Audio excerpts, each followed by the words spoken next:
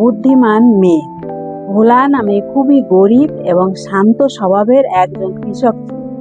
ওর ছোট একটা জমির অংশ ছিল, শুধু তাতেই চাষাবাদ করে নিজের পরিবারের খাবার দাবার জোগাড় করত। তার ছেলে ছিল না, কিন্তু ছেলেদের কেউ টেক্কা দিতে পারবে রূপা নামে এমন এক মেয়ে ছিল, যে খুব চালাক ছিল। বাবা বলল, শোনো মা, এভাবে তোমার ছেলেদের মতো চাল চলন এটা আমার ভালো লাগে না। লোকেরা আমাকে কি বলবে? রূপা বলল, বাবা, আমি তোমার জন্য তোমার মেয়ে হয়েছি, কিন্তু দুনিয়ার কাছে আমি তো তোমার একজন ছেলেই হচ্ছি না।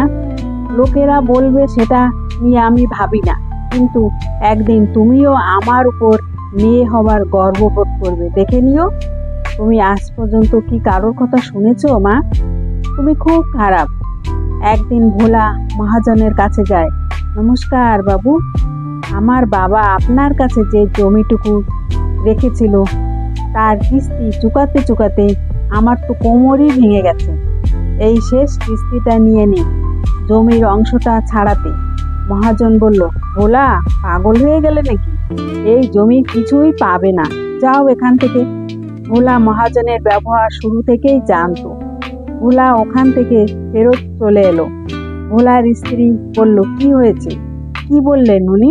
রূপার মা বলল, আমাদের জমিটা কি আমরা পাবো না? আমরা কি ভালো দিন দেখতে পাবো না?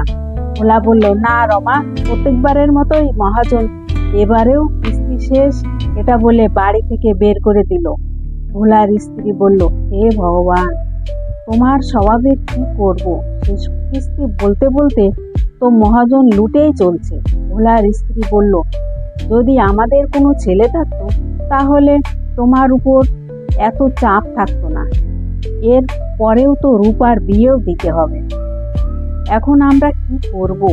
দরজার পিছন থেকে রূপা মা ও বাবার সব কথা শুনতে পায়। রূপা বলল, হে ভগবান, এ কি হলো? মা বাবাকে এই কষ্টের হাত থেকে আমাকে বাঁচাতেই হবে। রূপা বলল, আমাকে কিছু একটা করতেই হবে। রূপা ওর বান্ধবীদের সাথে মিলে একটা পরিকল্পনা করলো।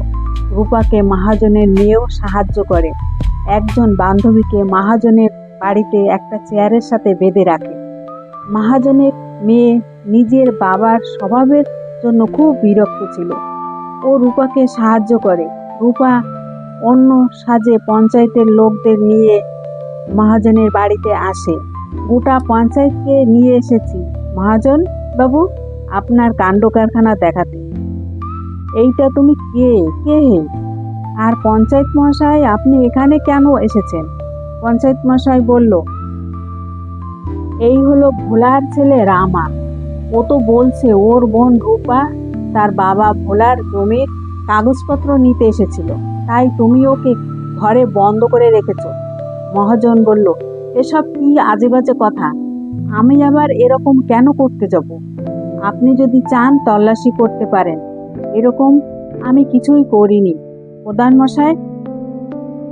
আমার বাবা সব ঋণ শোধ করে দিয়েছে, আর এই মহাজন জমি ফেরতই দিচ্ছে না। তার উপর আবার আমার বোনকে লুকিয়ে রেখেছে। এসব মিথ্যা কথা। আমি না একে চিনি না ওর বোনকে। আর তখনই ভিতর থেকে আওয়াজ আসে, বাঁচাও বাঁচাও। পঞ্চায়েত প্রধান বন্ধ ঘরে দরজা খুলে রূপার বান্ধবীকে বাইরে বের করে আনে আর মহাজনকে বলে, তার মানে রামা সত্যি কথাই বলছে। মহাজন, না না না, এসব মিথ্যা, আমাকে ফাঁসানো হচ্ছে। এটা সত্যি যে আমি ভোলার কাছ থেকে বেশি টাকা নিয়েছি, কিন্তু ওর বোনকে আমি লুকাইনি। এর শাস্তি তুমি নিশ্চয়ই পাবে। সবার আগে ভোলার ছেলেকে ওর জমির কাগজপত্র ফেরত দিয়ে দাও, যেটা তুমি প্রয়োজনের থেকেও বেশি লাভ করেছো। মহাজন বলল, আমাকে ক্ষমা করে দাও ভোলা, আমি তোমার অসহায়তার সুযোগ নিয়েছি। মহাজন বলল, কিন্তু আমি সত্যি বলছি, তোমার মেয়েকে আমি লুকিয়ে রাখিনি। প্রধান বলল, মহাজন, তোমার মহাজনগিরি বন্ধ করার হুকুম দিচ্ছি। এইসব কি হচ্ছে? রূপার বাবা বলল, এ তো আমার মেয়ে নয়, আর এ তো আমার কোনো ছেলেও নেই।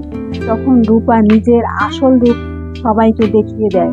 রূপা বলে, আমাকে ক্ষমা করে দাও, কিন্তু মহাজনের হাত থেকে তোমাকে বাঁচাতে আমি আর আমার বান্ধবী জমিরা মিলে এই পরিকল্পনা করেছি।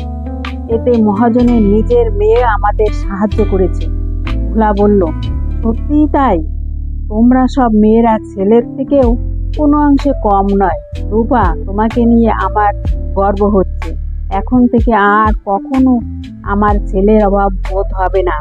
পঞ্চায়েত আর এখানে থাকা লোকেরা সবাই রূপার প্রশংসা করলো। মহাজন বলল, রূপা, তুমি আর আমার মেয়ে মিলে আজ আমার চোখের লোভের পর্দাটাকে সরিয়ে দিয়েছো। মহাজন বলল, আমাকে ক্ষমা করো মা। ভোলা এবার আনন্দ করে নিজের জমিতে ফসল ফলাও। আজ তোমার মেয়ে তোমার ছেলে হয়ে তোমার অধিকার তোমাকে ফিরিয়ে দিয়েছে। বেঈমান যতই বড় হোক না কেন, সত্যিটা সামনে চলেই আসে।